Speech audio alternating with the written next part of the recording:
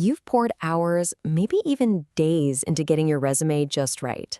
Every single bullet point, every job description, polished to perfection. What if I told you a recruiter's going to decide if it's worth reading in just 6 seconds? Yeah, let's talk about the reality of the 6-second resume scan. Okay, so I'm going to start with a statement that might feel a little shocking, but it is, without a doubt, the most important truth you need to know in your job search. Here it is. HR does not read your resume, at least not in the way you think they do. And wrapping your head around this one idea is the absolute key to getting noticed. Now, before you jump to conclusions, this isn't about recruiters being lazy or not caring. It's not that at all. It's about a system that's been fine-tuned for one thing: efficiency on a massive scale. They have a kind of secret method for sifting through hundreds of applications, and today we're going to crack that code. I want you to picture this. A recruiter has one job opening and a digital pile of 300 resumes sitting in front of them. There is no way they can sit down and read every single word. So to cope with that volume, they've developed this highly effective filtering method. Let me say it again. They don't read, they scan. And this rapid-fire filtering method, this whole process, it actually has a name. And it's something every single job seeker needs to understand and build their resume around if they want to even have a fighting chance. It's called the 6-second scan. So what is it exactly?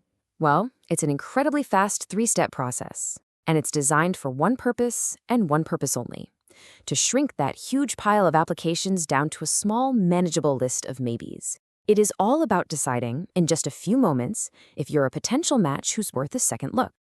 6. That's the number. Research has shown that that's the average amount of time your resume gets to make an impression and survive that first cut. 6 seconds. That's all you have to either land in the maybe pile or, way more likely, the no pile. The pressure is definitely on.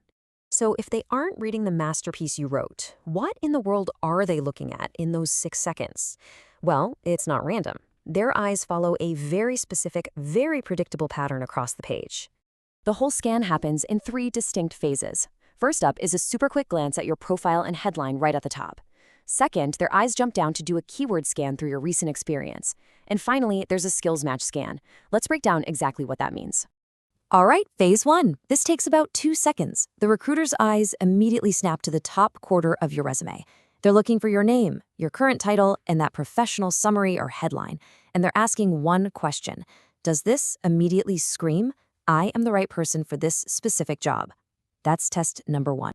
Next up, for seconds 3 and 4, their eyes jump down to your work history. But, and this is so important, they are not reading those beautiful bullet points you agonized over. Nope, they're pattern matching. They are rapidly scanning for specific keywords and phrases they pulled from the job description. Your cheat sheet here, it's the requirements section of the job posting. Those are the exact words they are hunting for. And that brings us to the final 2 seconds, the skills match. Seriously, think of it like a mental checklist game. The job description asks for budget management, so the recruiter's eyes flick down to your skills section to find that exact phrase. If it's there, check. But if they're looking for agile methodology and it's missing from your list, well, that's a big red flag. The match has to be instant and obvious. Okay, so understanding this whole system is one thing.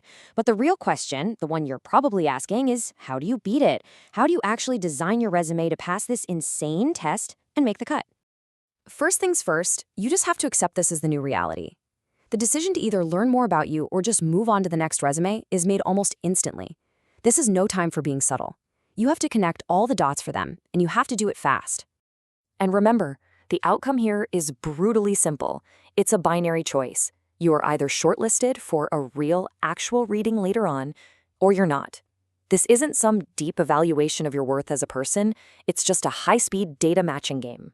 So the most crucial thing to take away from all this is to ask yourself one simple question. Go look at your resume right now. Is it a long, detailed story that's built for a human to sit down and read with a cup of coffee? Or is it a clean, keyword-optimized, scannable document that's designed to pass the 6-second test? Because the answer to that question could literally change your entire job search.